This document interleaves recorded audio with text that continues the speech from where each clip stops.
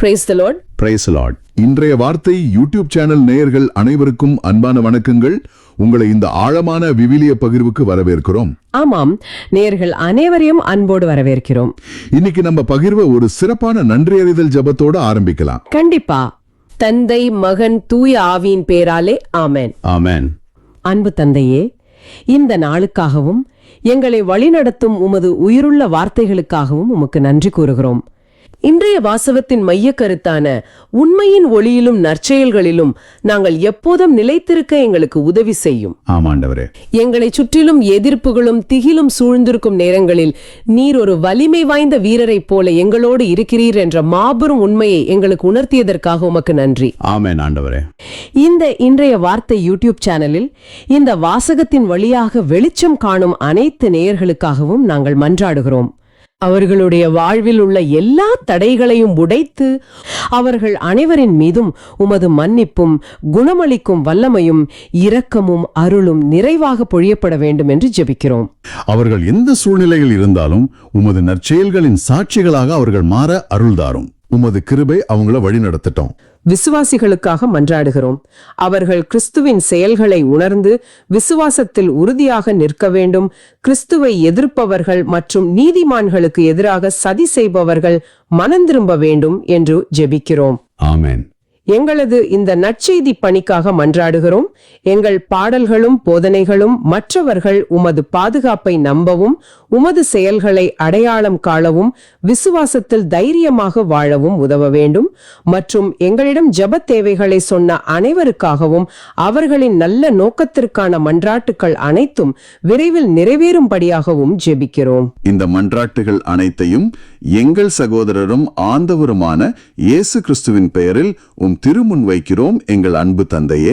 ஆமென். ஆமென். உங்களது ஜெப தேவைகளை கமெண்ட்லோ அல்லது எங்களின் வாட்ஸ்அப்பிலோ தெரிவியுங்கள். நாங்களும் எங்களது தனிப்பட்ட ஜெபத்திலும் ஜெபிக்கிறோம். கண்டிப்பா உங்களுக்காக நாங்க ஜெபிக்கிறோம். சரி, நீங்க நல்லதே செஞ்சாலும் உங்களுக்கு நெருக்கமானவங்களே உங்களுக்கு எதிரா திரும்புற அந்த வலியை எப்பவாவது உணர்ந்திருக்கீங்களா? கண்டிப்பா. அந்த வலி சாதாரணமான விஷயம் கிடையாது. ரொம்பவே ஆழமான ஒரு காயம் அது. உண்மைதான். இதேதான் இன்றைய முதல் வாசகத்துல இறைவாக்கினர் எரேமியாவும் உணர்ந்தாரு. இந்த வாசகத்தின் ஆன்மாவோடு ஒத்துப்போற ஒரு சின்ன ஸ்டோரியை உங்ககிட்ட பகிர்ந்து கொண்டு வரம்புறேன். கண்டிப்பா சொல்லுங்க, நாங்க கேட்க ஆவலா இருக்கோம். அதாவது, ஒரு பெரிய கார்ப்பரேட் ஆபீஸ் இருக்கு. அங்க ஒரு அதிகாரி ரொம்ப நேர்மையா எந்த ஒரு தப்புக்கும் துணை போகாம தன்னோட வேலையை செஞ்சிட்டு இருக்காரு. ரைட், நேர்மையான அதிகாரி. ஆனா அவரை சுத்தி இருக்கிற சில நண்பர்களுக்கும் கூட வேலை செய்யற சக ஊழியர்களுக்கும் இது சுத்தமா பிடிக்கிற. அவங்க என்ன செய்யறாங்க தெரியுமா? என்ன செஞ்சாங்க? இவர் எப்போ ஒரு சின்ன தப்பு செய்வார், எப்படி இவர் மேல ஒரு வீண் பழிய போட்டு இவரை வேலையை விட்டு தூக்கலான்னு ஒரு கூட்டமே காத்துட்டு இருக்கு. ஐயோ, நேர்மையா இருந்தாலே இந்த காலத்துல இதுதான் நிலைமை இல்லையா? ஆமா, அதுதான் யதார்த்தம். ஒரு கட்டத்துல இல்லாத ஒரு தப்ப அவர் மேல சுமத்தி அவரை மொத்தமா தனிமைப்படுத்திடுறாங்க. அவர் ரொம்ப பெரிய மன உளைச்சலுக்கு ஆளாகிறாரு. ஓ, அந்த இடத்துல அவர் ரொம்ப உடைஞ்சு போயிருப்பாரு. அவர் திருப்பி தாக்குனாரா? இல்ல, அங்கதான் விஷயமே இருக்கு. அந்த இடத்துல அவர் நினைச்சிருந்தா கோபப்பட்டு தன் பதவியை பயன்படுத்தி அவங்கள பழி வாங்கியிருக்கலாம். ஆனா அவர் அப்படி செய்யல. அப்போ என்ன செஞ்சாரு? தன் வழக்கினை முழுமையா மேலிடத்துக்கிட்ட, குறிப்பா ஆண்டவர்கிட்ட ஒப்பு கொடுத்துட்டு தன் நேர்மையான பாதையில ரொம்ப அமைதியா தொடர்ந்து பயணிக்கிறாரு. வாவ், இது உண்மையிலே ரொம்ப கஷ்டமான ஒரு முடிவு. அப்புறம் என்னாச்சு? முடிவுல அந்த சதிக்காரர்களோட உண்மை முகம் வெளிச்சத்துக்கு வந்து அவங்க செஞ்ச தில்லு முள்ளுகள் நிரூபிக்கப்படுது. அவங்க ரொம்ப அவமானப்படுறாங்க. ஆனா அந்த நேர்மையான அதிகாரி உயர் பதவியோடு உயர்த்தப்படுறாரு. ரொம்ப அருமையான ஒரு ஸ்டோரி. இது வெறும் ஒரு ஸ்டோரி மட்டும் இல்ல, இன்னைக்கு உங்களை போல, அதாவது இதை கேட்டுட்டு இருக்கிற பலருடைய நிஜ வாழ்க்கையில நடக்கிற ஒரு நிகழ்வு தான் இது. கண்டிப்பா. அதுக்காகத்தான் இந்த ஸ்டோரியை நான் முதல்ல சொன்னேன். உங்களை சுற்றிலும் எதிர்ப்புகள் இருக்கும்போது, உங்களை வீழ்த்து உங்களை சார்ந்தவர்களே காத்துட்டு இருக்கும் போது நீங்க எப்படி மன உறுதியோட நிக்கிறது அப்படிங்கறத பத்தி தான் நம்ம விரிவாக பேச போறோம். ரைட். இந்த வாசகம் பல்லாயிரம் வருஷங்களுக்கு முன்னாடி எழுதப்பட்டிருந்தாலும் இன்னைக்கு நீங்க சந்திக்கிற இந்த உளவியல் போராட்டங்களுக்கு இது மிக சரியான ஒரு தீர்வா அமைஞ்சிருக்கு. சரி, இது நம்ம கொஞ்சம் விரிவாவே பாப்போம். முதல் பகுதியா வசனம் 10 எடுத்துக்கிட்டா, எரேமியா தன் சூழ்நிலையை விவரிக்கும் போது சுற்றிலும் ஒரே திகில் அப்படின்னு சொல்றாரு. அதோட என் நண்பர்கள் கூட என் வீழ்ச்சிக்காக காத்துட்டு இருக்காங்க. ஒருவேளை அவன் மயங்கிடுவான், நாம அவன் மேல வெற்றி கொண்டு அவனை பழிதித்துக்கலாம் அப்படின்னு அவங்க சொல்றதா பதிவு செய்றாரு. ஆமா, அது ரொம்ப ஆழமான ஒரு வலி. இதுல இருக்கிற அந்த வலியை நீங்க கொஞ்சம் கற்பனை செஞ்சு பாருங்க. எதிரிகள் நேரா வந்து தாக்குனா கூட நீங்க எப்படினாலும் சமாளிச்சிடலாம். கண்டிப்பா சமாளிக்கலாம். ஆனா உங்களோட ஒன்னா உட்கார்ந்து சாப்பிட்ட நெருக்கமானவங்களே உங்க வீழ்ச்சிக்காக காத்துட்டு இருக்கிறது, அது எவ்வளவு பெரிய உளவியல் சித்திரவதை இல்லையா? ஆமா, அதுதான் துரோகத்தோட உச்சக்கட்ட வரி அப்படின்னு சொல்லலாம். மூல மொழியான எபிரேயத்துல எரேமியா பயன்படுத்தின வார்த்தைகளோட தீவிரத்தை நாம இங்க கொஞ்சம் ஆழமா புரிஞ்சுக்கணும். ஓ, அந்த எபிரேய வார்த்தைகளுக்கு வேற ஏதாவது அர்த்தம் இருக்கா? அதாவது அவர் ஏதோ ஒரு சாதாரண பயம் அப்படின்னு சொல்லல. சுற்றிலும் ஒரே திகில் அப்படிங்கிறது ஒருத்தரை மனதளவுல முடக்கி போடுற மிகப்பெரிய உளவியல் தாக்குதல். உளவியல் தாக்குதல்னு எது சொல்றீங்க? கொஞ்சம் விளக்க முடியுமா? கண்டிப்பா. இப்போ ஒரு எதிரி நேருக்கு நேரா வந்து உங்களை தாக்குனா நீங்க உங்களை தற்காத்துக்க போராடுவீங்க. அங்க ஒரு வன்முறை இருக்கலாம், ஆனா அது சீக்கிரமா முடிஞ்சிடும். ஆமா, அடித்தடி நடக்கும், அப்புறம் முடிஞ்சிடும். கரெக்ட். நீங்களும் உங்களை ஆசுவாசப்படுத்திப்பீங்க. ஆனா இங்க எதிரிகள் வன்முறையை கையில் எடுக்கல. மாறாக நீங்க எப்போ தப்பு செய்வீங்க, எப்போ உங்க பொறுமை இழக்கப்படும்னு ஒரு வேட்டை மிருகத்தை போல ரொம்ப அமைதியா ஆனா மூர்க்கமா காத்துட்டு இருக்காங்க. ஓ, அது ரொம்ப ஆபத்தான ஒரு நிலைமை. ஆமா, பொறுமையா காத்துட்டு இருக்கிறது தான் இதுல இருக்கிற மிகப்பெரிய ஆபத்து. இது உங்களோட சிந்தனைய, உங்களோட நிம்மதிய தினசரி கொஞ்சம் கொஞ்சமா உறிஞ்சு குடிக்கக்கூடிய ஒரு உளவியல் யுத்தம். அதே போலதான் ஆபீஸ் பாலிடிக்ஸ்லயும் நடக்குது. எந்த பக்கத்துல இருந்து எப்போ யார் மூலமா அடி விழுன்னு தெரியாத ஒரு பயங்கரமான மனநிலை அது. உங்களோட இந்த ஒப்பீடு ரொம்ப துல்லியமா இருக்கு. இந்த நிலையில தான் எரேமியா தன் வாழ்க்கையோட மிக இருண்ட ஒரு கட்டத்துல நிக்கிறாரு. தன் சொந்த மக்களே, தன் நண்பர்களே தன்னை தவறாக புரிஞ்சுக்கிட்டு தன் அழிவுக்காக காத்துட்டு இருக்கிறத பார்க்கும்போது ஏற்படுற விரக்தியின் உச்சம் அது. ஒரு மனிதன் முற்றிலும் தனிமைப்படுத்தப்படுற புள்ளி அது. ஆனா இங்கதான் விஷயம் ரொம்ப சுவாரஸ்யமாகுது. அடுத்த கட்டமா வசனம் 11ல எரேமியா ஒரு மிகப்பெரிய பாய்ச்சலை நிகழ்த்துறாரு. என்ன சொல்றாரு? ஆண்டவர் வலிமை வாய்ந்த வீரரை போல என்னோட இருக்கிறார் அப்படின்னு சொல்றாரு. அதோட என்னை துன்புறுத்துவோர் இடறி விழுவர், அவர்கள் வெற்றி கொள்ள மாட்டார்கள் என்னும் உறுதியா சொல்றாரு. ஆமா, இது ஒரு மிகப்பெரிய மனமாற்றம். இத கேக்குறதுக்கு ரொம்ப உத்வேகமா இருக்கு. ஆனா நான் ஒரு நேரடியான கேள்வியை கேக்குறேன். தாராளமா கேளுங்க. நீங்க இப்போ ஒரு பெரிய பிரச்சனையில மாட்டிக்கிட்டு தவிக்கிறீங்கன்னு வச்சுப்போம். உங்களை சுற்றிலும் கடன் தொல்லை இருக்கலாம், இல்லனா உறவுகள்ல மிகப்பெரிய விரிசல் இருக்கலாம். ரைட், ஒரு நெருக்கடியான சூழ்நிலை. அப்படிப்பட்ட ஒரு சூழ்நிலையில கண்ணுக்கு தெரியாத ஒரு வீரரை நம்புறது நடைமுறையில ஒரு தப்பித்தல் மனப்பான்மையா மாறிடாதா? அதாவது யதார்த்தத்தை விட்டு ஓடுற ஒரு செயலா இது தெரியலையா? இது வெறும் மனதை அமைதிப்படுத்துறதுக்கான ஒரு ஆறுதல் வார்த்தை மட்டும்தானா? இதுல என்ன ஆழமான யதார்த்தம் இருக்கு? இது மிக முக்கியமான ஒரு கேள்வி.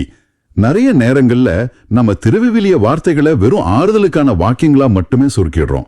ஆனா எரேமியா இங்க சொல்றது வெறும் உணர்ச்சி பூர்வமான தப்பித்தல் இல்ல. அப்போ அது என்ன? இது ஒரு ஆழமான விசுவாச பிரகடனம். எபிரேய மூலமொழியில இங்க வலிமை வாய்ந்த வீரர் அப்படிங்கிறதுக்கு கிப்போர் அப்படிங்கிற வார்த்தை பயன்படுத்தப்பட்டிருக்கு. கிப்போர் அப்படின்னா சாதாரண வீரன் இல்லையா? இல்லவே இல்ல. இந்த வார்த்தை போர்க்களத்துல யாராலையும் அசைக்க முடியாத, தோல்வியை காணாத ஒரு மாபெரும் போர் வீரனை குறிக்கும். ஓ, தோல்வியை காணாத வீரன். ஆமா, எரேமியா என்ன செய்யறாருன்னா தன்னுடைய மனதின் குவியத்தை முழுமையா மாத்துறாரு. தன்னை சுற்றி உள்ள அந்த திகில் மேல இருந்தும், தன் வீழ்ச்சிக்காக காத்துட்டு இருக்கிற அந்த எதிரிகள் மேல இருந்தும் தன்னுடைய பார்வை அப்படியே திருப்புறாரு. தன்னுடன் இருக்கிற அந்த அசைக்க முடியாத கிப்போர் பக்கம் திருப்புறாரு. இது பிரச்சனைய புறக்கணிக்கிறது இல்ல, மாறாக பிரச்சனையை விட பெரிய ஒருவரை பாக்குறாரு. வாவ், அதாவது பிரச்சனையின் அளவை பாக்கறத விட்டுட்டு தான் கூட இருக்கிற ஆண்டவரன் அளவை பார்க்க தொடங்குறாரு. அதுதான் உண்மை. பார்வை மாறும்போது நம்முடைய நிலைப்பாடும் மாறுது இல்லையா? அவர் மேலும் சொல்றாரு, அவர்கள் விவேகத்தோடு செயல்படவில்லை, அவர்களின் அவமானம் என்றும் நிலைத்திருக்கும், அது மறக்கப்படாது அப்படின்னு. எதிரிகளுக்கு அவமானம் வந்த சேரும்னு சொல்றாரு. ஆமா, தனக்கு எதிராக சதி செய்யறவங்க ஏதோ பெரிய புத்திசாலிகள்னு அவங்க நினைச்சிட்டு இருக்காங்க. ஆனா எல்லாமல்ல ஆண்டவருக்கு எதிராக அவங்க செயல்படுறதால அவங்க விவேகமற்றவர்கள் அப்படிங்கறத எரேமியா உணர்ந்துக்கிறாரு. ரைட், அதுதான் அவருக்கு அந்த தைரியத்தை கொடுக்குது. ஆமா, அதனாலதான் அவங்க இவரை வீழ்த்த நினைச்சாலும் இறுதிப்படியில அந்த நிரந்தரமான அவமானம் அவங்களுக்கு தான் போய் சேரும் அப்படிங்கறத அவர் அத்தனை உறுதியா நம்புறாரு. இது எனக்கு இன்னொரு முக்கியமான சிந்தனையை கொண்டு வருது. அடுத்த 12வது வசனத்துல அவர் படைகளின் ஆண்டவரே, நேர்மையாளரை சோதித்தறிபவரும் உள்ளங்களையும் இதய சிந்தனைகளையும் அறிபவரும் நீரே அப்படின்னு சொல்றாரு. நீதியான நியாயாதிபதியை பத்தி பேசுறாரு. ஆமா, நீர் என் எதிரிகளை பழிவாங்குவதை நான் காண வேண்டும், ஏனெனில் என் வழக்கினை உம்மிடம் எடுத்துரைத்துள்ளேன் என்கிறார். இந்த வார்த்தைகள்ல நான் ஒரு பெரிய நடைமுறை சவாலை பாக்குறேன். என்ன சவால் அது, கொஞ்சம் சொல்லுங்களேன். இன்னைக்கு உங்களுக்கு யாராவது ஒரு சின்ன அநீதி இழைச்சிட்டா கூட உங்களால சும்மா இருக்க முடியறதில்ல. உடனே சோஷியல் மீடியால ஒரு பெரிய பதிவை போட்டு உங்க நியாயத்தை கேட்க துடிக்கிறீங்க. ஆமா, அது ஒரு ட்ரெண்ட் ஆயிடுச்சு இப்போ. இல்லனா அவங்கள நேர்ல சந்திச்சு கோவமா கத்தி சண்டை போட்டாவது பழிவாங்க நினைக்கிறீங்க. நீதிய நாமளே நம்ம கையில எடுத்துக்கணும் அப்படின்னு தான் மனுஷ இயல்பு துடிக்குது. உண்மைதான். ஆனா எரேமியா என் வழக்கினை உம்மிடம் எடுத்துரைத்துள்ளேன் அப்படின்னு ரொம்ப அமைதியா ஆண்டவர்கிட்ட அனைத்தையும் கொடுத்துடுறாய். இதை செய்யறது எவ்வளவு கஷ்டம், கடினமான காரியம்தான். ஆனா இதை எப்படி சிந்திச்சு பாருங்க. உங்களோட கம்ப்யூட்டர் இல்லனா மொபைல் போன் மிக மோசமா ஹேக் செய்யப்பட்டு முடக்கப்பட்டுடுச்சுன்னு வச்சுப்போம். பல முக்கியமான டேட்டா திருடப்பட்டுடுச்சு. ஓகே, ரொம்ப பயங்கரமான நிலைமை. அந்த நேரத்துல நீங்க என்ன செய்வீங்க? நீங்களே அதை சரி செய்ய போய் இருக்கிற டேட்டாவையும் அழிச்சிடுவீங்களா? இல்ல அந்த துறையில நிபுணத்துவம் பெற்ற ஒரு இணைய பாதுகாப்பு அதிகாரி கிட்ட அந்த போன் அப்படியே ஒப்படைச்சிடுவீங்களா? கண்டிப்பா ஒரு நிபுணர் கிட்ட தான் ஒப்படைப்பேன். நானே ஏதாவது செய்ய போய் இருக்கிற சாட்சிகளையும் அழிச்சிடக்கூடாது இல்லையா? அதேதான் இங்கும் நடக்குது. மனிதர்கள் நம்முடைய வெளிப்படையான செயல்களை மட்டும்தான் பாக்குறாங்க. ஆனா ஆண்டவரோ உள்ளங்களையும் இதய சிந்தனைகளையும் அறிபவர். அவர் முழுமையா பாக்குறாரு. கரெக்ட். மனிதர்கள் கிட்ட நீதி கேட்கறதுல உள்ள ஒரு பெரிய சிக்கல் என்னன்னா, மனுஷங்களோட தீர்ப்புகள் எப்போதுமே ஒரு தரலைப்பட்சமாகவோ இல்லனா முழுமையற்றதாகவோ இருக்க வாய்ப்பு இருக்கு. ஆமா, மனுஷங்க தப்பு பண்ண வாய்ப்பு இருக்கு. ஆனா ஆண்டவரின் தீர்ப்பு நீதியானது. எனவேதான் பழிவாங்கும் எண்ணத்தை முழுவதுமா கைவிட்டுட்டு தன்னிடம் உள்ள அந்த வழக்க ஒரு நிபுணரான ஆண்டவர்கிட்ட அவர் அப்படியே ஒப்படைச்சிடுறார். இது கேக்குறதுக்கே ரொம்ப ஆழமான ஒரு முதிர்ச்சியா இருக்கு.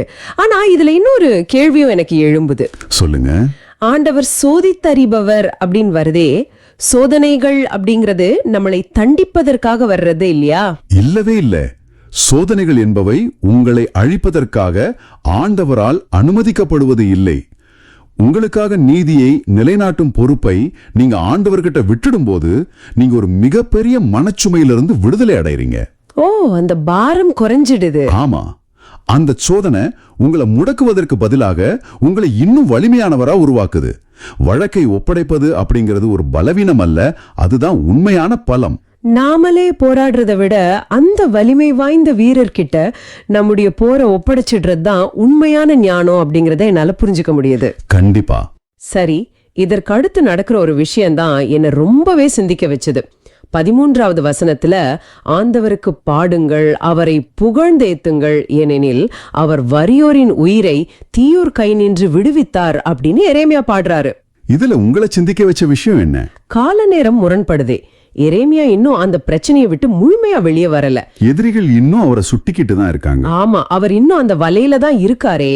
அந்த திகில் இன்னும் அப்படியே தான் இருக்கு. ஆனா அதுக்குள்ளாகவே ஏதோ பிரச்சனை எல்லாம் முடிஞ்சு வெற்றி விழா கொண்டாடுற மாதிரி ஆண்டவருக்கு பாடுங்கள் அப்படின்னு எப்படி அவரால் பாட முடியுது? புயல் ஓய்ந்த பிறகு பாடுறது மனுஷ இயல்பு. ஆனா புயலின் நடுவிலேயே ஒருவரால எப்படி இவ்வளவு நிம்மதியா இருக்க முடியும்? இதுதான் திருவிவிலிய பார்வையில மிக உயர்ந்த ஒரு ஆன்மீக நிலை. இதை நாம தீர்க்கமான விசுவாசத்தின் வெளிப்பாடு அப்படின்னு கூறலாம். நீங்க எரேமியா பயன்படுத்திய இலக்கணத்தை கவனிச்சீங்களா? அவர் விடுவிப்பார் அப்படின்னு இறந்த காலத்துல சொல்றாரு. இது எதிர்காலத்துல நடக்க போற ஒண்ணு இல்லையா? மிக நுட்பமாக கவனிச்சிருக்கீங்க. அவர் விடுவிப்பார் அப்படின்னு எதிர்காலத்துல சொல்லல, விடுவித்தார் அப்படின்னு இறந்த காலத்துல, அதாவது பாஸ்ட் டென்ஸ்ல சொல்றாரு. இதோட அர்த்தம் என்ன? இது இறைவாக்கினர்களுக்கே உரிய ஒரு தனித்துவமான மொழிநடை. அதாவது ஆண்டவர் நம்மை காப்பாற்றுவார் அப்படிங்கிற நம்பிக்கை அவருக்கு எவ்வளவு உறுதியா இருக்குன்னா, எதிர்காலத்துல நடக்க போற அந்த விடுதலைய அது ஏற்கனவே நடந்து முடிஞ்சு விட்ட ஒரு செயலாவே அவர் பாக்குறாரு. பிரச்சனை தீரும் முன்பே தீர்வுக்கான புகழ்ச்சியை ஏறெடுப்பது. ஆனா இது உளவியல் ரீதியா எப்படி சாத்தியம்? நீங்க கடுமையான ஒரு நெருக்கடியில் இருக்கும்போது உங்களது மூளையில் உள்ள பயத்துக்கான மையம் மிக வேகமா வேலை செஞ்சு உங்களை அச்சுறுத்துது. ஆமா, பயம் ஆக்கிரமிச்சிடும். நீங்க எப்போதுமே ஆபத்தை பற்றியே சிந்திச்சுக்கிட்டே இருப்பீங்க. ஆனா எப்போ நீங்க உங்களது பிரச்சனைகளை பார்த்து புலம்புறதை நிறுத்திட்டு ஆண்டவரின் வாக்குறுதிகளை நினைச்சு வெற்றி கிடைச்சிடுச்சுன்னு நம்பி பாட தொடங்குறீங்களோ, அப்போதே உங்கள் மூளை அமைதியாகுது. ஓ, அந்த பயம் உணர்வு குறைய ஆரம்பிச்சிரும். கரெக்ட்.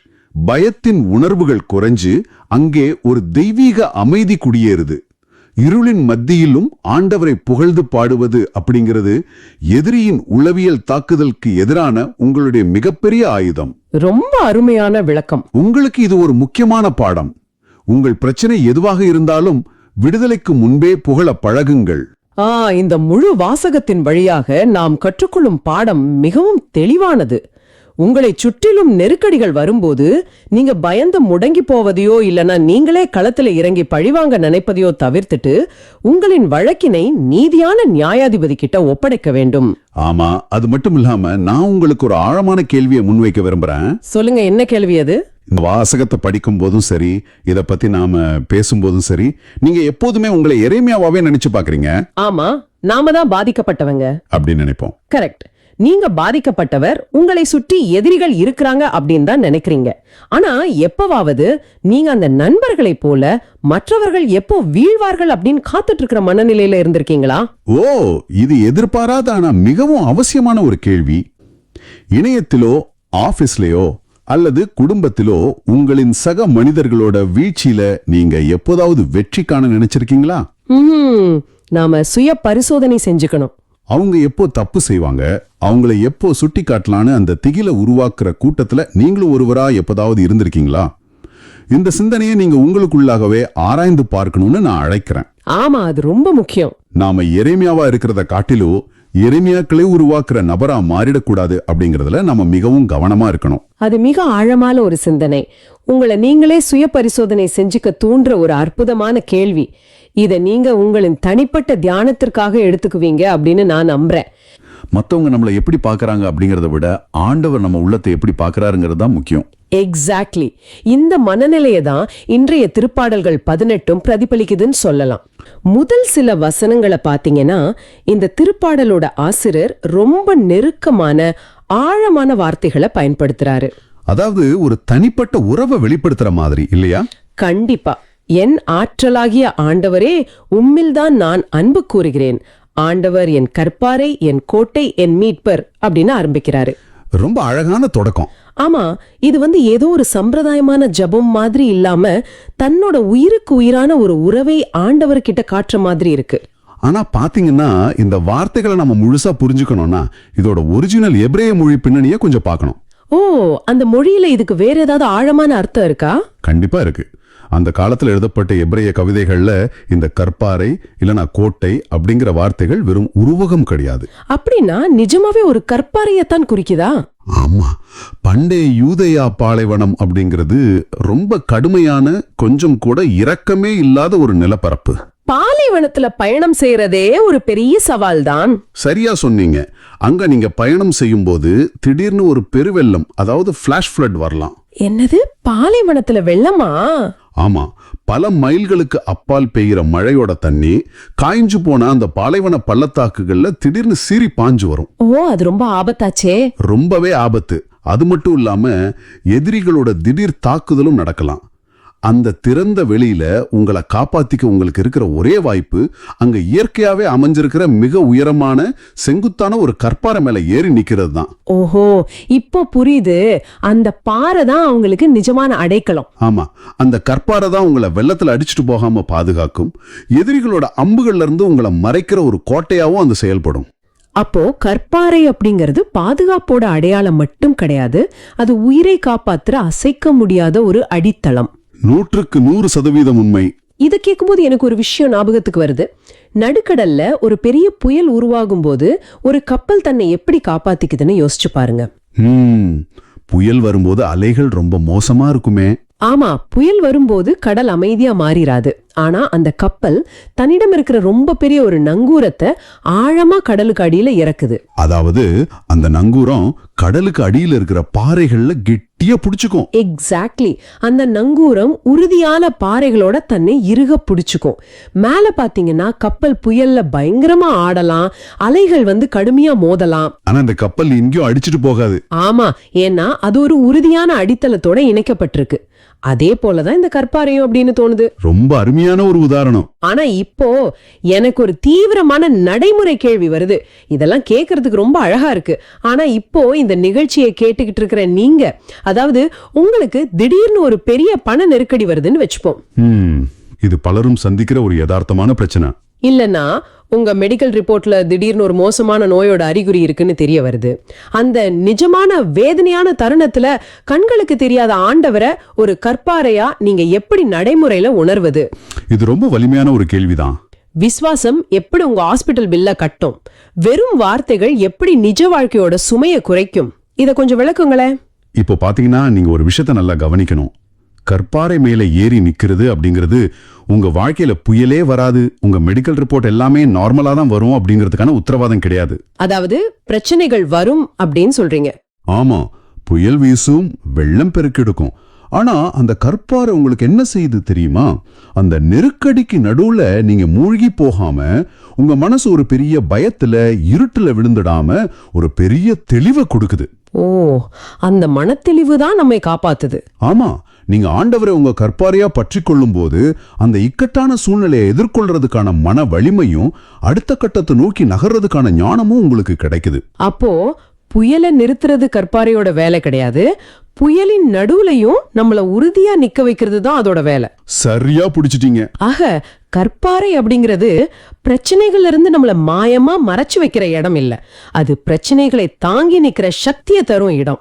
கண்டிப்பா. ஆனா சில நேரங்கள்ல அந்த கற்பாறையை நோக்கி ஓடுறதுக்கு முன்னாடியே வெள்ளம் நம்மள சுருட்டி போட்டுடுது இல்லையா? அந்த தவிப்பத்தான் திருப்பாடல் ஆசிரியனும் அடுத்த வசனங்கள்ல ரொம்ப தத்ரூபமா பதிவு செய்யறாரு.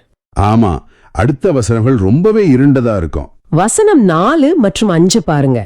திடீர்னு இந்த வாசகம் ரொம்ப இருண்டு ஒருவித மரண பயத்தை கொடுக்குது. அதாவது சாவின் கயிறுகள் என்னை இருக்கின, அழிவின் சுழல்கள் என்னை சுற்றின அப்படிங்கிற வார்த்தைகள். ஆமா, பாதாள கயிறுகள் என்னை சுற்றி இருக்கின, சாவின் கண்ணிகள் என்னை சிக்க வைத்தன. இந்த வார்த்தைகள் பாத்தீங்கன்னா வெறும் சோகம் கிடையாது, இது ஒரு பெரிய மூச்சு திணறல். நீங்க சரியா சொன்னீங்க, இது ஒரு மூச்சு திணறல் தான். இந்த திருப்பாடலோட ஆசிரியர் ஏதோ ஒரு சாதாரண கவலையில இருக்கிறத பத்தி இங்க எழுதல. அவர் ரொம்ப ஆழமான ஒரு வழியில இருக்காரு. ஆமா, அவர் சுழல்கள் அப்படிங்கிற வார்த்தையை பயன்படுத்துறாரு.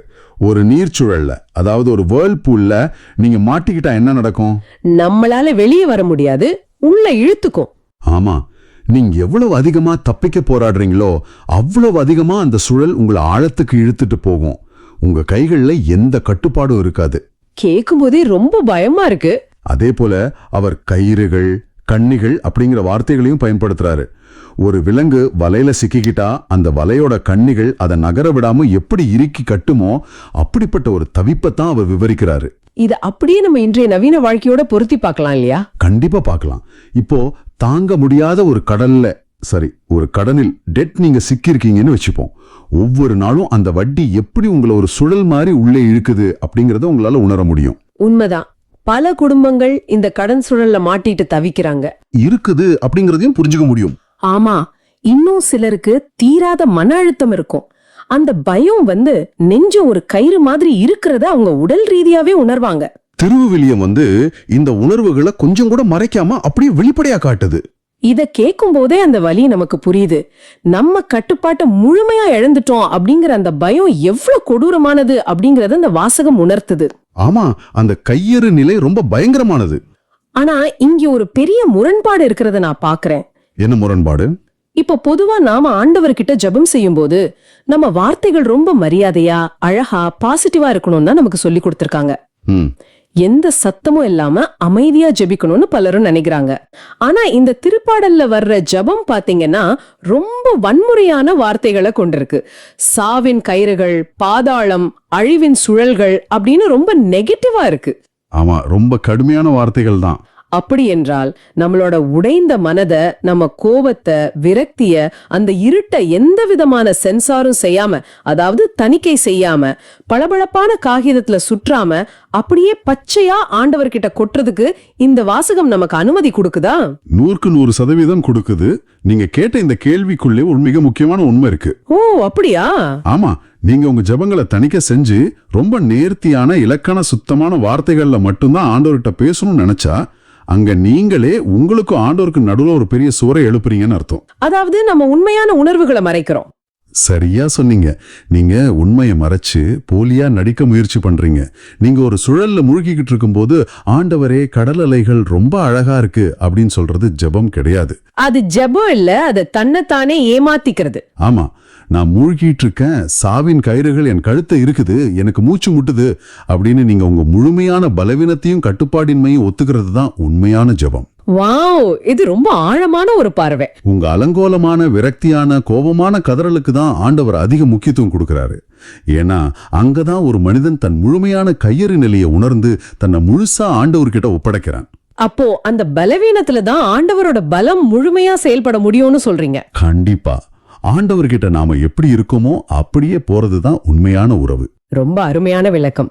சரி, இவ்ளோ பெரிய இருட்டிலும் சுழலிலும் மாட்டிக்கிட்ட ஆசிரியர் அடுத்ததா என்ன செய்யறாரு அப்படிங்கறத நம்ம வசனம் 6ல பாக்குறோம். இந்த ஒட்டுமொத்த நிகழ்வோட பெரிய திருப்பு முனையே இதுதான். ஆமா, என் நெருக்கடி வேளையில் நான் ஆண்டவரிடம் மன்றாடினேன், என் கடவுளை நோக்கி கதறினேன், தவது கோவிலினின்று அவர் என் குரலை கேட்டார், என் கதறல் அவர் செவிகளை எட்டியது. இங்க கவனிச்சிங்களா? ஆசிரியர் ஒரு பெரிய தத்துவத்தையோ இல்ல நீண்ட தியானத்தையோ செய்யல. ஆமா, அவர் செஞ்சதெல்லாம் ரொம்ப எளிமையான ஒரு விஷயம்தான். நான் மன்றாடினேன், நான் கதறினேன், இவ்வளவுதான். அந்த ஒரு சின்ன செயல் எப்படி ஒட்டுமொத்த காட்சியையும் மாத்துதுன்னு பாருங்க. நிஜமாவே ஒரு பெரிய மாற்றம் தான். இங்க நாம 2 வெவ்வேறு உலகங்களோட முரண்பாட்டை, அதாவது கான்ட்ராஸ்ட கவனிக்கணும். ஒரு பக்கம் பூமி, அங்க வெறும் இரைச்சல், மரண பயம், சகதி, மூழ்கடிக்கிற நீர்ச்சுழல், இருட்டு எல்லாமே இருக்கு. ஆமா, பூமியில ஒரே குழப்பம். ஆனா இன்னொரு பக்கம் பரலோகம், அங்க ஆண்டவரோட பரிசுத்தமான கோயில், முழுமையான அமைதி, பேரொளி இருக்கு. அந்த அமைதிக்கும் இந்த இருட்டுக்கும் ரொம்ப பெரிய வித்தியாசம் இருக்கு. ஆனா பூமியோட ஏதோ ஒரு இருண்ட மூலையிலிருந்து அந்த சகதிக்குள்ள இருந்து எழும்பும் ஒரு சாதாரண மனுஷனோட சாதாரண கதறல் எப்படி அந்த பிரபஞ்சத்தையே படைத்த ஆண்டவரின் பரிசுத்தமான அமைதியை கிழிச்சுக்கிட்டு அவருடைய செவிகளை நேரடியாக சென்றடையுது அப்படிங்கறத பாருங்க. வாவ், அதை கேட்கும் போதே சிலிர்க்குது. இது ஆண்டவரோட தன்மையை நமக்கு உணர்த்துது. கோடிக்கணக்கான விண்மீன்களையும் பால்ரீதிகளையும் இயக்குற ஆண்டவர் அதே நேரத்துல உங்களோட தனிப்பட்ட உடைந்த அந்த சின்ன குரலையும் துல்லியமாக கேட்கக்கூடியவரா இருக்காரு. அவர் நம்மள ஒரு கூட்டமா பார்க்கல, தனி ஒருவரா பார்க்கறாரு இல்லையா? ஆமா, அவர் ஒவ்வொருத்தரையும் தான் சொந்த குழந்தையா பார்க்கறாரு. இந்த நிகழ்ச்சியை பார்த்துக்கிட்டு இருக்கிற உங்களுக்கு நான் ஒன்றை சொல்ல விரும்புறேன். இன்னைக்கு நீங்க உங்க வாழ்க்கையில ஏதோ ஒரு இருண்ட சூழல்ல சிக்கி இருக்கலாம். பலவிதமான பிரச்சனைகள் உங்களை சூழ்ந்திருக்கலாம். ஆமா, உங்களை சுத்தி கடன்கள் ஒரு கயிறு போல இருக்கலாம். உங்க குடும்பத்துல உள்ள பிரிவுகள் உங்களுக்கு மூச்சு திணறல கொடுக்கலாம். இல்லனா எதிர்காலத்தை பற்றிய பயம் உங்களை படுகுழியில தள்ளி இருக்கலாம். இதெல்லாம் நடக்கும்போது எப்படி ஜெபிக்கிறதுன்னே சிலருக்கு தெரியாது. அதான், எனக்கு ஜெபம் செய்ய தெரியாதே, நான் எப்படி ஆண்டவர்கிட்ட பேசுறது அப்படின்னு நீங்க நினைச்சுக்கிட்டு இருக்கலாம். உங்களுக்கு எந்த தத்துவமும் தெரிய வேண்டியதில்லை. உங்களுக்கு நீண்ட அழகான வார்த்தைகள் தேவையில்லை. உங்க உண்மையான உணர்வுகள் மட்டும் போதும். ஆமா, உங்க அறையில தனிமையில உட்கார்ந்துகிட்டு உங்க இதயத்தோட ஆழத்துல இருந்து உங்க கண்ணீரோட, ஆண்டவரே எனக்கு ஒன்னும் புரியல, எனக்கு காப்பாத்துங்க அப்படின்னு நீங்க எழுப்புற அந்த ஒற்றை கதறல் போதும். அது நேரா அவருடைய கோவில்ல ஒலிக்கும். கண்டிப்பா உங்க வலிக்கு அவர் நிச்சயமா செவிசாய்ப்பாரு. அவர் மேலிருந்து உங்களுக்கு ஒரு கயிற்றை இறக்குவாரு. அந்த உறுதியைத்தான் இந்த வாசகம் உங்களுக்கு தருது. அதுதான் அந்த கதறலோட வல்லமை. அந்த கதறல் தான் பூமியோட ஆழத்தில் இருக்கிற உங்களையும் பரலோகத்தின் உச்சியில இருக்கிற ஆண்டவரையும் இணைக்கிற ஒரு வலிமையான பாலம். எப்பேற்பட்ட சுழலும் நம்ம குரலை ஆண்டவர்கிட்ட செல்ல விடாம தடுத்து நிறுத்த முடியாது. ஒருபோது முடியாது. இந்த ஒட்டுமொத்த வாசகத்தோட சாராம்சமா மக்கள் தங்களுக்குள் கேட்டுக்கொள்ள வேண்டிய ஒரு சிந்தனையை நீங்க என்னவா சொல்வீங்க? அதாவது, நாம இன்னைக்கு ஆண்டவரை ஒரு கற்பாறையாக பார்த்தோம் இல்லையா? ஆமா, அசைக்க முடியாத கற்பாறை. கற்பாறை அப்படின்னு சொன்ன உடனே புயல் வரும்போது அதுக்கு பின்னால போய் ஒழிஞ்சுக்கிறதுக்கும் பயந்து முடங்கி கிடக்கிறதுக்கும் ஒரு இடம் அப்படின்னு நீங்க நினைக்கலாம். பொதுவா எல்லாரும் அப்படிதான் நினைப்பாங்க. ஆனா நீங்க கொஞ்சம் மாத்தி யோசிச்சு பாருங்க.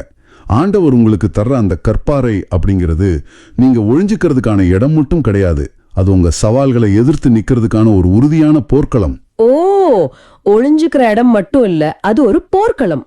ஆமா, அந்த பாறையின் மேலே ஏறி நின்னதும் நீங்க பயந்து நடுங்கிறதுக்கு பதிலா உங்க வாளை உருவி உங்க வாழ்க்கையோட சவால்களை, நோய்களை, வறுமைய, பிரச்சனைகளை நேருக்கு நேரா சந்திச்சு தோற்கடிக்கிறதுக்கான ஒரு அசைக்க முடியாத அடித்தளம் தான் ஆண்டவர். வாவ், இது ரொம்பவே வித்தியாசமான ஆழமான சிந்தனை. அவர் உங்க பாதுகாப்புக்கான கோட்டை மட்டும் கிடையாது, உங்க வெற்றிக்கான அடித்தளமும் கூட. நீங்க அந்த பாறையின் மேல நின்னுக்கிட்டு உங்க பிரச்சனைகளை உங்க காலடியில வச்சு பாருங்க.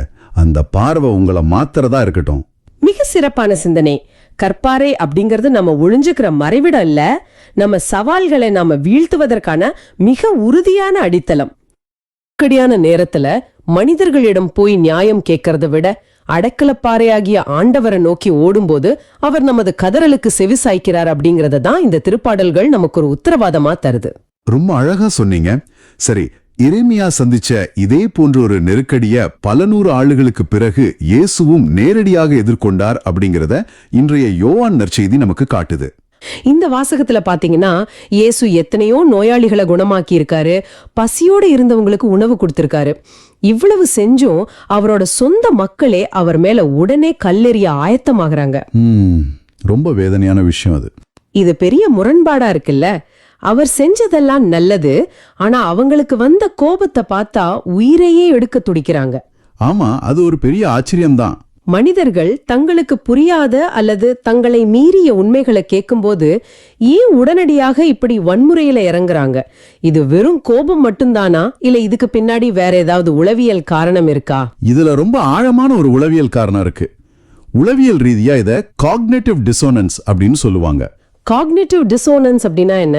அதாவது நாம வருஷக்கணக்கா நம்பிட்டு இருக்கிற ஒரு விஷயத்துக்கு நேர் எதிரா ஒரு உண்மை வரும்போது நம்ம மூளை அதை சாதாரண ஒரு தகவலா பார்க்காது, புரிஞ்சுக்க மறுக்கும் இல்லையா? ஆமா, நம்முடைய அடையாளத்துக்கே நம்ம உயிருக்கே வந்த ஆபத்தா நினைச்சு மூர்க்கமா ரியாக்ட் பண்ணும். அங்க இருந்த யூதர்கள் பல வருஷங்களா சட்டங்கள், கடுமையான சடங்குகள் அப்படின்னு ஒரு சின்ன வட்டத்துக்குள்ள வாழ்ந்துட்டு இருந்தாங்க. அவங்களுடைய கம்ஃபர்ட் ஜோன்குள்ளேயே இருந்து பழகிட்டாங்க. கரெக்ட். ஆனா இயேசு அந்த சட்டங்களை எல்லாம் தாண்டி அளவற்ற அன்பையும் இரக்கத்தையும் முன்னிறுத்தினாரு. அது உங்களோட பாரம்பரிய நம்பிக்கைகளுக்கு பெரிய அச்சுறுத்தலா இருந்துச்சு. அதனாலதான் அவங்களுக்கு அவ்வளோ கோபம் வந்ததா? நிச்சயமா. தங்களுக்கு புரியாத அந்த மாபெரும் உண்மையை ஏத்துக்க முடியாம பயத்திலையும் கோபத்திலையும் கல்லெறிய வர்றாங்க. ஓ, இப்ப புரியுது. ஆனா இதுல நாம கவனிக்க வேண்டியது இயேசுவோட அமைதியைத்தான். தந்தையின் சொற்படி பல நற்செயல்களை உங்கள் முன் செய்து காட்டினேன், அவற்றுள் எச்செயலுக்காக என்மேல் கல்லெறிய பார்க்கிறீர்கள் அப்படின்னு ரொம்ப நிதானமாக கேட்கிறார். அந்த பதட்டமான சூழ்நிலையிலையும் இயேசு காட்டின அமைதி உண்மையிலேயே கவனிக்கப்பட வேண்டியது.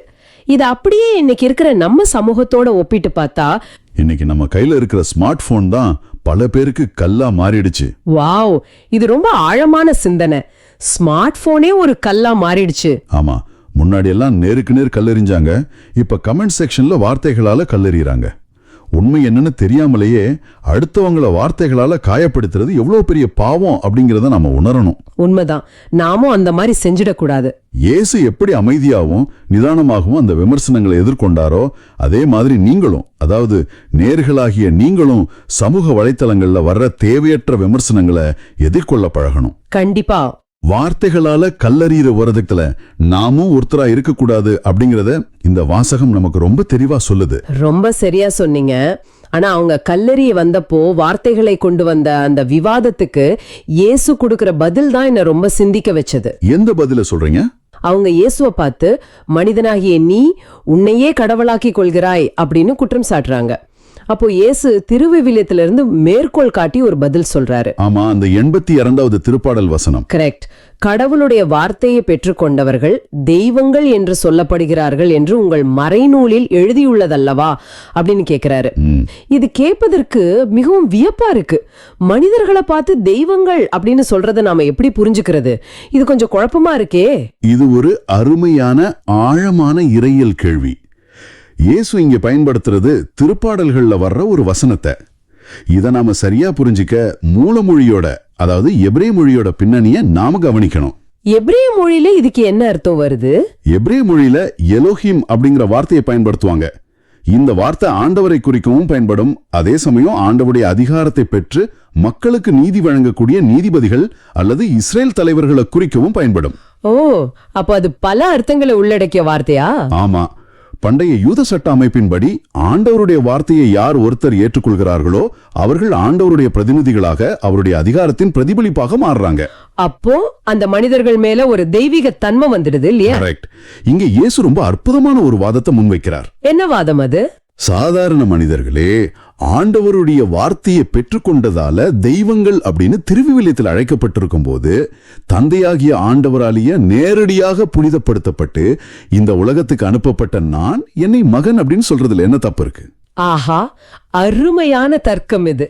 அவங்களுடைய சட்டப்படியே அவங்களுக்கு பதில் சொல்றாரு. ஆமா, ரொம்ப லாஜிக்கா தெளிவா அவங்க வாயே அடைக்கிறாரு. இது ரொம்ப தெளிவான ஒரு விளக்கம். அப்போ ஆண்டவருடைய வார்த்தையை ஏத்துக்கிற சாதாரண மனிதர்களுக்கே இவ்ளோ பெரிய மேன்மை இருக்குன்னா, இறை வார்த்தையான இயேசு தன்னை மகன் அப்படின்னு சொல்றதுல எந்த தப்புமே இல்ல அப்படிங்கறத அவர் ஆணித்தரமா நிரூபிக்கிறாரு. நிச்சயமா. இத கேட்கும்போது நம்முடைய ஆன்மா எவ்வளவு மதிப்பு மிக்கதுன்னு தோணுது. நாம ஆண்டவருடைய வார்த்தையை கேட்கும்போது, அதை நம்ம இதயத்தில் ஏத்துக்கும் போது, நாமும் அந்த தெய்வீக அழைப்பை பெறுகிறோம் இல்லையா? 100% உண்மை. நாம வெறும் சதையாலும் எலும்பாலுமானவங்க மட்டும் கிடையாது. பின்ன ஆண்டவருடைய வார்த்தையை சுமக்கிற அந்த எலோஹிம் அப்படிங்கிற தெய்வீக தன்மையை பிரதிபலிக்கிற கருவிகள் நாம.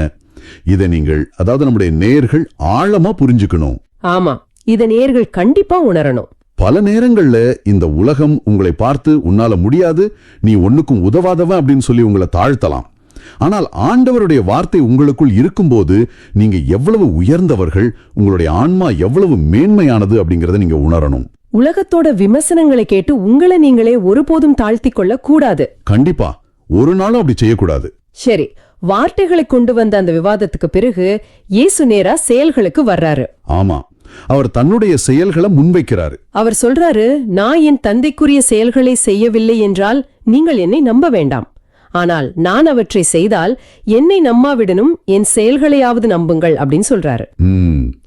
ரொம்ப அழுத்தமான வார்த்தைகள். முன்னாடியெல்லாம் நம்ம ஊர்ல ஒரு மரம் என்ன மரம்னு கண்டுபிடிக்க அதோட இலைகளை விட பழங்களை வச்சு சொல்வாங்கன்னு உவமை சொல்லுவாங்க. ஆமா, கனிகளை வச்சுதான் மரத்தை அறிய முடியும். ஆனா இன்னைக்கு இருக்கிற காலகட்டத்துக்கு நான் ஒரு புது உருவகத்தை சொல்ல விரும்புறேன். ஓ, சொல்லுங்க, கேப்போம். ஒரு முக்கியமான இமெயில் வருதுன்னு வச்சுக்கோங்களேன். அதுல நான் தான் மேனேஜர் அப்படின்னு வெறும் வார்த்தையில டைப் பண்ணிருந்தா யாரும் நம்ப மாட்டாங்க. நிச்சயமா, யாரோ ஃபேக் ஐடியிலிருந்து அனுப்புறாங்கன்னு நினைப்பாங்க. கரெக்ட். ஆனா அதுல ஒரு என்கிரிப்ட் செய்யப்பட்ட டிஜிட்டல் சிக்னேச்சர் இருந்தா அதுதான் அந்த இமெயிலுக்கான உண்மையான சாட்சி. அது யாராலையும் மறுக்க முடியாத ஆதாரம். வாவ், அருமையான உருவகம் இது. இங்க இயேசுவோட வார்த்தைகளை அவங்க நம்பாவிட்டாலும் அவர் செய்கிற அந்த நற்செயல்கள் தான் அந்த டிஜிட்டல் சிக்னேச்சர் மாதிரி அவர் யாருங்கிறத உறுதியா காட்டுது. அந்த டிஜிட்டல் சிக்னேச்சர் உருவகம் ரொம்ப நேர்த்தியா இருக்கு. ஏன்னா வார்த்தைகளை யார் வேணாலும் சொல்லலாம், ஆனா செயல்களை செய்து காட்டுறதுதான் உண்மையான ஆதாரம். உண்மைதான். இயேசு இங்க மக்கள் கிட்ட எந்த ஒரு கண்மூடித்தனமான நம்பிக்கையும் கேட்கல. நான் சொல்றதை அப்படியே நம்புங்க அப்படின்னு அவர் வற்புறுத்தல. ஆமா, அவர் அப்படி ஒருபோதும் யாரையும் கட்டாயப்படுத்தல. மாறாக தந்தையாகிய ஆண்டவர் தன்னுள் இருப்பதற்கான தெளிவான ஆதாரமாக தன் நற்செயல்களை முன்வைக்கிறார். அந்த நற்செயல்கள் எல்லாமே வெறும் மேஜிக் கிடையாதே, எல்லாமே மக்களுக்கானது தானே. கரெக்ட். அவர் செஞ்ச நற்செயல்கள் எல்லாமே மனிதர்களை வாழ்விக்கவும் குணமாக்கவும் விடுவிக்கவும் செஞ்ச செயல்கள். அன்பின் வெளிப்பாடு அது. என் வார்த்தைகளை நம்ப முடியலையா? பரவாயில்ல, என் செயல்களை பாருங்க. இது சாதாரண மனிதனால செய்யக்கூடியதா? ஆண்டவருடைய வல்லமை என் வழியா செயல்படுறத உங்களால பார்க்க முடியலையா? அப்படிங்கறத அவர் முன்வைக்கிற கேள்வி. அவருடைய செயல்கள் தான் அவர் யாருன்னு நிரூபிக்கிற அந்த டிஜிட்டல் சிக்னேச்சர். ஆமா, மிக சரியான விளக்கம். இத இன்றைய உலகுக்கு நம்ம எப்படி பொருத்தி பார்க்கிறது? எப்படி பொருத்தி பார்க்கலாம் நீங்க நினைக்கிறீங்க? இன்னைக்கு நாம அநேகம் பேர் நாங்கள் கிறிஸ்தவர்கள் அப்படின்னு வாய் வார்த்தையா ரொம்ப சுலபமா சொல்லிடுறோம். ஆனா அந்த டிஜிட்டல் சிக்னேச்சர் மாதிரி நம்ம கிட்ட நற்செயல்கள் இருக்கா அப்படிங்கறது பெரிய கேள்விக்குறிதான். அதுதான் நம்ம ஒவ்வொருவரும் கேட்க வேண்டிய முக்கியமான கேள்வி. ஆமா, இன்றைய உலகத்துல நாம வாய் வார்த்தையா சொல்றதை விட நம்முடைய நற்செயல்கள் வழியாக நம்முடைய அன்பை எப்படி வெளிப்படுத்துறோம் அப்படிங்கிறது தான் ரொம்ப ரொம்ப முக்கியம். நீங்க சொல்றது 100க்கு 100 உண்மை. நேயர்களே, நீங்க ஆண்டவரை நேசிக்கிறீங்க அப்படிங்கிறதுக்கு என்ன சாட்சி? ஒவ்வொரு ஞாயிற்றுக்கிழமையும் ஆலயத்துக்கு போறது மட்டும் சாட்சி கிடையாது. கண்டிப்பா இல்ல. உங்க அண்டை வீட்டுக்காரர் கஷ்டத்துல இருக்கும்போது நீங்க ஓடி போய் உதவுறீங்களா? உங்களை வெறுக்கிறவங்க நீங்க மன்னிக்கிறீங்களா? அதுதான் உண்மையான சவால். யாருமே கவனிக்காத ஒரு ஏழைக்கு நீங்க உணவு கொடுக்கறீங்களா? இந்த நற்செயல்கள் தான் நீங்க யார் அப்படிங்கறது இந்த உலகத்துக்கு காட்டும். ஆமா, செயல்கள் தான் பேசும். இயேசு தன்னுடைய செயல்களால தன்னை நிரூபித்ததை போல நாமும் நம்முடைய நற்செயல்களாலேயே ஆண்டவருடைய அன்புக்கு சாட்சியா இருக்கணும். ரொம்ப அழகா சொன்னீங்க. ஆனா இவ்வளவு எடுத்து சொல்லியும் அவங்க அவரை பிடிக்க முயற்சி செய்யறாங்க. அப்போ அவர் அவர்கள் கையில் அகப்படாமல் அங்கிருந்து யோர்தானுக்கு அப்பால் சென்றார் அப்படின்னு வாசகம் சொல்லுது. ஆமா, அந்த இடம் ரொம்ப முக்கியம். இங்க ஒரு சின்ன நெருடல் இருக்கு. ஒரு பிரச்சனையை எதிர்கொள்ளாமல் இயேசு அங்கிருந்து தப்பிச்சு போயிட்டாரு அப்படின்னு சொல்லும்போது அவர் அவங்கள பார்த்து பயந்து ஓடிவிட்டார் அப்படின்னு யாராவது இதை தவறாக புரிந்து கொள்ள வாய்ப்பு இருக்கிறதா? அப்படி ஒரு கேள்வி வர்றது சகஜம்தான். ஏன்னா எப்பவுமே பிரச்சனையை எதிர்த்து நிக்கணுங்கிறது தானே பொதுவான ஒரு எண்ணம். நீங்க சொல்ற மாதிரி வெளியில இருந்து பார்க்கும்போது அது ஒரு பின்வாங்குதல் மாதிரி தெரியலாம். ஆனா அது பயத்தினால் கிடையாது. பின்ன அது என்ன? இது ஒரு தெய்வீக ஞானம். இயேசுவுக்கு தெரியும், கண்மூடித்தனமாக முரட்டுத்தனமாக எந்த ஒரு உண்மையும் கேட்க தயாராக இல்லாத ஒரு கும்பல் கிட்ட தொடர்ந்து நின்னு விவாதம் செய்யறதுல எந்த ஒரு பயனும் இல்லை அப்படிங்கிறது. ஓ, அவங்க மனசு கல்லாயிடுச்சுன்னு அவருக்கு தெரியும். ஆமா, இது தேவையில்லாத நச்சுத்தன்மையான, அதாவது டாக்ஸிக்கான விவாதங்கள்ல இருந்து விலகி செல்வதற்கான ஒரு விவேகம். டாக்ஸிக் விவாதங்கள் இன்னைக்கு நிறைய இடங்கள்ல நாம இத பாக்குறோம். ஆமா, அவர் அங்கிருந்து பின்வாங்கியது ஒரு தோல்வி அல்ல, அது ஒரு வியூகம். தன்னுடைய சக்தியை, தன்னுடைய நேரத்தை தேவையற்ற சண்டைகள்ல வீணாக்காம சரியான தருணத்துக்காக பாதுகாத்துக்கிறது. அது ரொம்ப சரியான விளக்கம். பின்வாங்கிறது கோழைத்தனம் இல்ல, அது நம்முடைய அமைதியை பாதுகாக்கிற ஒரு வழி. மேலும் அவர் சும்மா எங்கேயோ போகல, அவர் யோர்தானுக்கு அப்பால் திருமுழுக்கு யோவான் முதலில் திருமுழுக்கு கொடுத்து கொண்டிருந்த இடத்துக்கு போறாரு.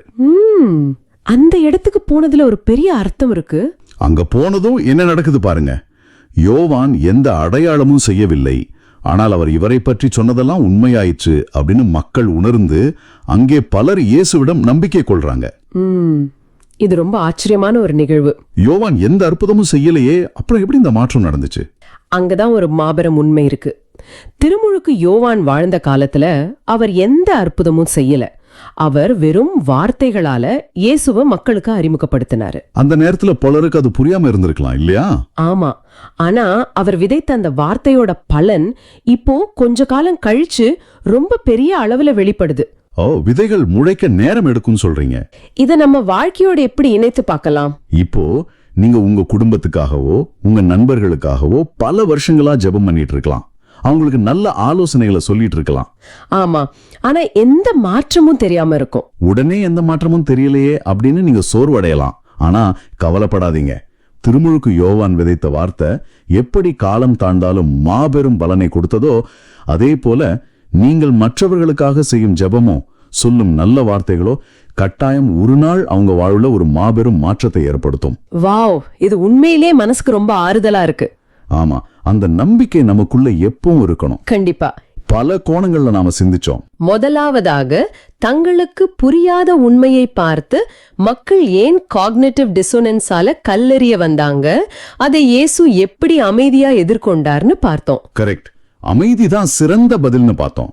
இரண்டாவதாக, எலோஹிம் அப்படிங்கிற வார்த்தையோட ஆழத்தை பார்த்து ஆண்டவருடைய வார்த்தையை ஏற்கும் நம் ஆன்மா எவ்வளவு மேன்மையானதுன்னு உணர்ந்தோம். நிச்சயமா. மூன்றாவதாக, வெறும் வார்த்தைகளை விட நம்முடைய நற்செயல்களே சிறந்த டிஜிட்டல் சிக்னேச்சர் என்பதை புரிஞ்சுக்கிட்டோம். அந்த டிஜிட்டல் சிக்னேச்சர் உதாரணம் மறக்க முடியாத ஒண்ணு. இறுதியாக, நச்சுத்தன்மையான மோதல்களை தவிர்த்து விவேகத்தோடு பின்வாங்குதல் ஒருபோதும் தோல்வியல்ல என்பதையும், நாம் விதைக்கும் நல்வார்த்தைகள் என்றைக்கும் வீண் போகாது என்பதையும் ஆழமாக சிந்தித்தோம். ஆம், இந்த வாசகம் முழுவதும் நமக்கான ஒரு பெரிய வழிகாட்டுதலாகவே அமைந்திருக்கு. உண்மைதான். இதை தொடர்ந்து பார்த்து கொண்டிருக்கும் உங்களிடம் நான் ஒரு கேள்வியோ ஒரு சிந்தனையோ முன்வைக்க விரும்புகிறேன். சொல்லுங்க நேயர்கள், கண்டிப்பா இதை சிந்திப்பாங்க. இதை நீங்க தனியா இருக்கும்போது சிந்தித்து பாருங்க. உங்கள் நம்பிக்கைய வெறும் வெற்று வார்த்தைகளால் நிரூபிக்க போராடுகிறீர்களா, அல்லது உங்கள் நற்செயல்கள் வழியாக ஆண்டவரின் அன்பை மௌனமாக வெளிப்படுத்துகிறீர்களா? ஆழமான கேள்வி. விமர்சனங்கள் என்ற கற்கள் உங்கள் மீது வீசப்படும் போது நீங்கள் பதிலுக்கு கற்களை வீசுகிறீர்களா, அல்லது தேவையற்ற விவாதங்களை தவிர்த்து உங்கள் வாழ்வின் அமைதியை தேடி நீங்கள் கடக்க வேண்டிய யோர்தான் நதி எது? இதை ஆழமாக சிந்திட்டு பாருங்கள். அந்த கல்லெறிய வந்தாங்க அப்படிங்கிற சூழ்நிலையை நினைச்சு பார்க்கவே நெஞ்ச பிசையுது. நாம பல நேரங்கள்ல இயேசுவே ஒரு மாபெரும் வல்லமையுள்ள இறை மகனா, எந்த வழியும் தாக்க முடியாத ஒருவரா மட்டுமே பாக்குறோம். ஆமா, அது நம்மளோட பொதுவான ஒரு பார்வை. ஆனா இங்க அவர் மனிதர்கள் வீசும் கற்களுக்கு இலக்காக நிக்கிறாரு. அவருக்கும் அந்த பயம், வலியை தவிர்க்கும் உள்ளுணர்வு, தன்னுடைய சொந்த மக்களை இப்படி செய்யறாங்களே அப்படிங்கிற வருத்தம் எல்லாம் இருந்திருக்கும் இல்லையா? கண்டிப்பா இருந்திருக்கும். அவர் ஒரு முழுமையான மனிதரா இந்த உலகத்துல அந்த உணர்வுகள் எல்லாம் கடந்து சென்றார் அப்படிங்கறத பத்தி நாம அதிகம் பேசுவதில்லையே. நீங்க மிக முக்கியமான ஒரு புள்ளிய தொட்டிருக்கீங்க. இந்த ஆழமான கருத்தை தான் திருத்தந்தை லியோ 14 அவங்க ரொம்ப அழகா விளக்குறாங்க. ஓ, அவங்க என்ன சொல்லிருக்காங்க? 2026 ஜனவரி 21 அன்னைக்கு அவர் வழங்கின ஒரு போதனையில இயேசுவின் முழுமையான மனிதத்தன்மையே தந்தையின் உண்மையே நமக்கு சொல்கிறது அப்படின்னு வலியுறுத்துறாரு. முழுமையான மனிதத்தன்மை, அது ரொம்ப முக்கியமான ஒரு வார்த்தை. இயேசு கிறிஸ்து வெறும் தத்துவங்களையோ அறிவுசார் உண்மைகளையோ கடத்தும் ஒரு இயந்திரம் கிடையாது. அவர் வெறும் மாய தோற்றமும் கிடையாது. அவர் உண்மையாகவே நம்மள மாதிரி வாழ்ந்தாரு. அவருக்கு ஒரு உண்மையான உடல் இருந்துச்சு. அந்த உடலின் வழியாகவே மனிதர்களுக்குரிய பசி, தாகம், சோர்வு, வலிகள், துரோகங்கள் அனைத்தையும் அவர் நேரடியாக அனுபவிச்சாரு. எனக்கு இங்க ஒரு கேள்வி எழுகிறது. ஆண்டவர் சர்வ வல்லமை படைத்தவர். அவர் நினைச்சிருந்தா வானத்திலிருந்து ஒரு பெரிய குரல் மூலமாகவோ அல்லது ஒரு பெரிய ஒளி மூலமாகவோ மனிதர்களுக்கு உண்மையை உணர்த்திருக்கலாமே.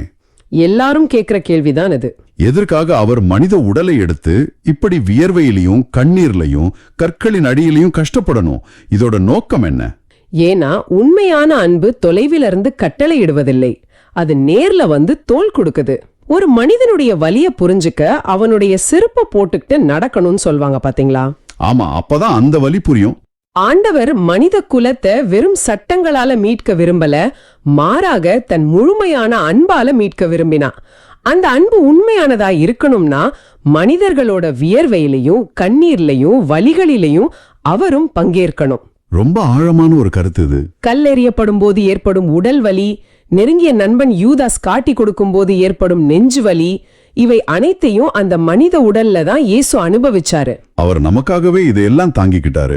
ஆமா, அவர் நமது மனித போராட்டங்களுக்குள்ளேயே இறங்கி நானும் உங்களில் ஒருவன், உங்கள் வலியை நான் அறிவேன் அப்படின்னு நிரூபிச்சாரு. நேயர்களே, இது உங்களுக்கு எவ்வளவு பெரிய ஆறுதலான செய்தி அப்படின்னு சிந்திச்சு பாருங்க.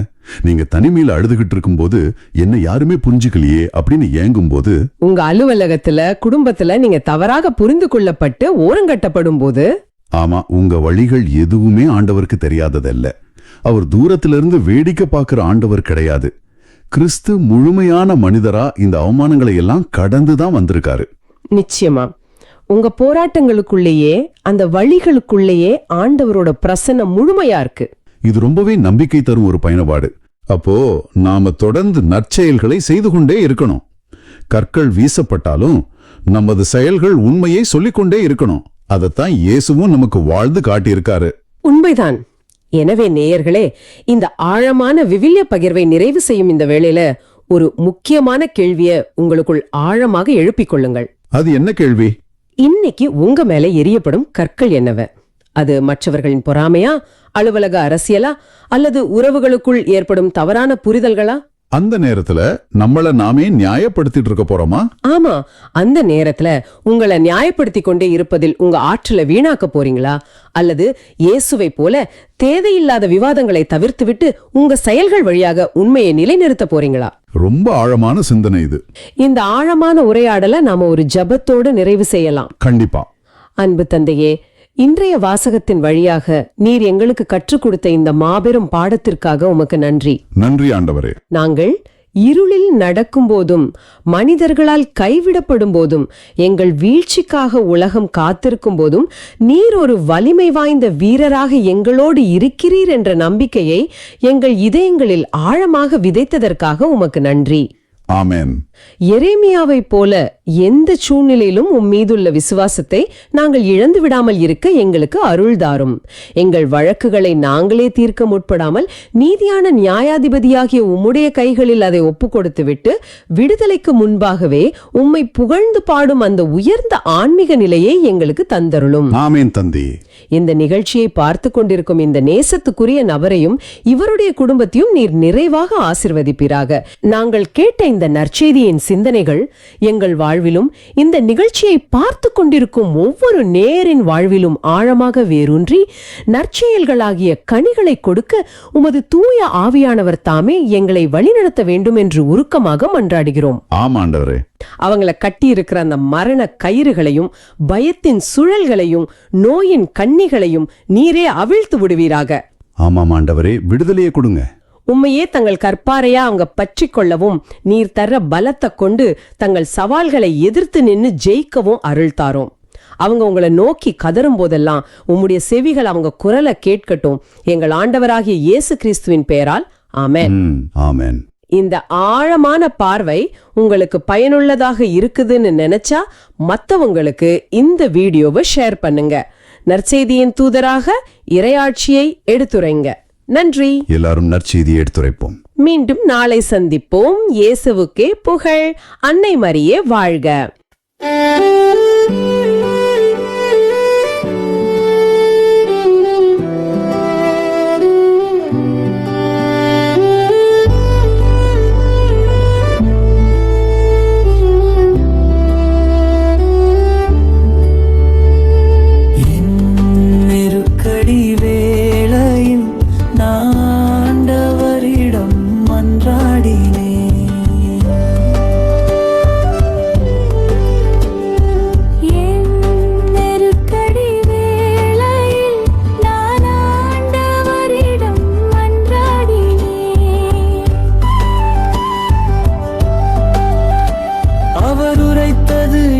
ஆற்றலாகிய ஆண்டவரே, உம்மிடம் நான் அன்பு கூர்கின்றேன். ஆண்டவர் என் கற்பாரை, என் கோட்டை, என் மீட்பர், போற்றற்குரிய ஆண்டவரை நோக்கி நான் மன்றாடினேன். என் எதிரிகளிடமிருந்து நான் மீட்கப்பட்டேன். நெருக்கடி வேளையில் நான் ஆண்டவரிடம் மன்றாடினேன்.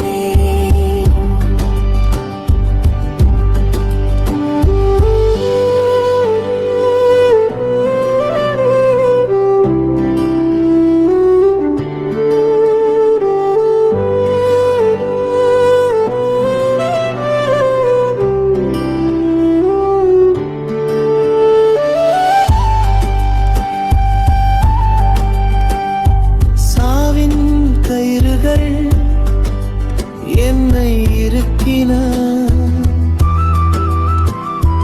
அழிவின் சுழல்கள் என்னை மூழ்கடித்தன. பாதாள கயிறுகள் என்னை சுற்றியிருக்கின, சாவின் கண்ணிகள் என்னை சிக்க வைத்தன. நெருக்கடி வேளையில் நான் ஆண்டவரிடம் மன்றாடினேன்.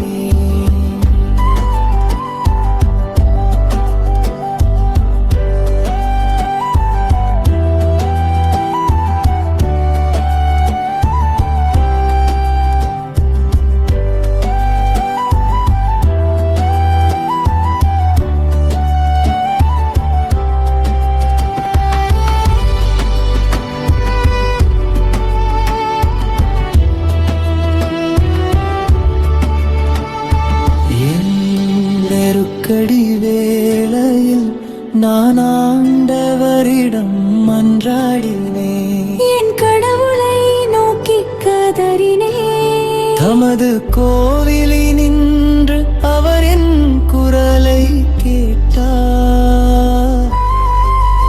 என் கதறல் அவர் செவிகளுக்கு எட்டியது. நெருக்கடி வேளையில் நான் ஆண்டவரிடம் மன்றாடினேன்.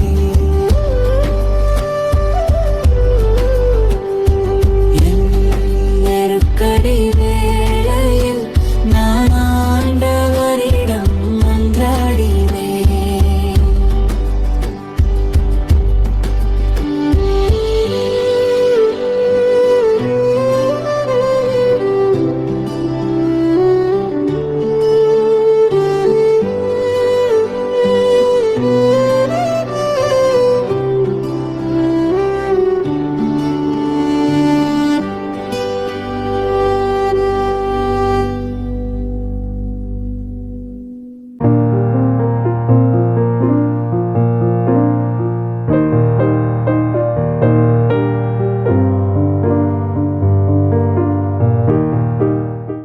நீங்கள் காண்பவற்றை காணும் வாய்ப்பை பெற்றோர் பேறு பெற்றோர். ஏனெனில் பல இறைவாக்கினர்களும் அரசர்களும் நீங்கள் காண்பவற்றை காண விரும்பினார்கள், ஆனால் அவர்கள் காணவில்லை. நீங்கள் கேட்பவற்றை கேட்க விரும்பினார்கள், ஆனால் அவர்கள் கேட்கவில்லை என நான் உங்களுக்கு சொல்கிறேன்.